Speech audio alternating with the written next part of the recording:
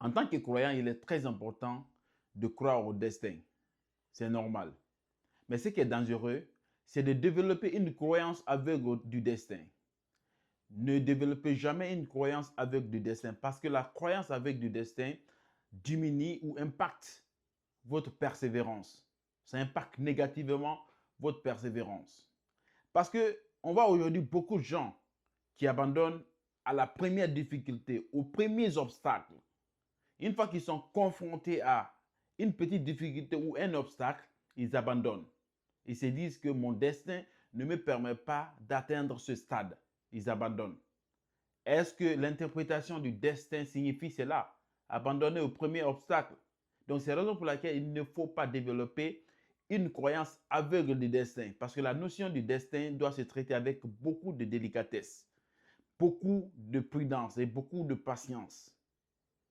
Parce que si Nelson Mandela, qui a combattu contre l'apartheid, s'il avait développé une certaine croyance aveugle du destin, il se serait arrêté après son emprisonnement pour 27 ans.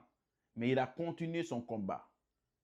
Martin Luther King, qui a combattu contre la persécution des Noirs aux États-Unis, si il avait développé une croyance aveugle au destin, il allait stopper quand il a été confronté aux difficultés, aux obstacles.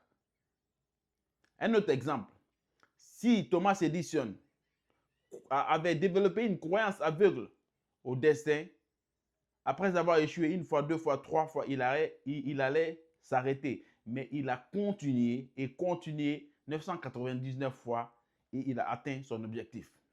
Alors, je m'en vais te dire dans cette vidéo qu'il faut croire au destin. Le destin existe. Je ne nie pas le fait. Mais ce que je m'en vais t'éviter à commettre comme erreur, c'est de développer une croyance aveugle au destin. C'est de porter le poids de tes difficultés sur le dos du destin. Ne le fais jamais. Croire au destin, c'est normal. Comme le disait un général à ses soldats, un soldat ne doit croire au destin que quand il n'a plus de munitions, plus de secours et plus d'échappatoire. Face à l'ennemi, il peut abandonner et croire au destin. Mais tant qu'une de ces options se présente, il doit combattre jusqu'à la fin. Alors, combat jusqu'à la fin.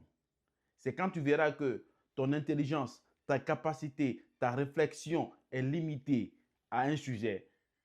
Tu n'as plus de solution. Si tu dois te remettre au destin, remets-toi au destin. Mais tant qu'il y a une solution, tant qu'il y a une porte, quelle qu'en soit la petitesse de la porte, essaye d'y rentrer.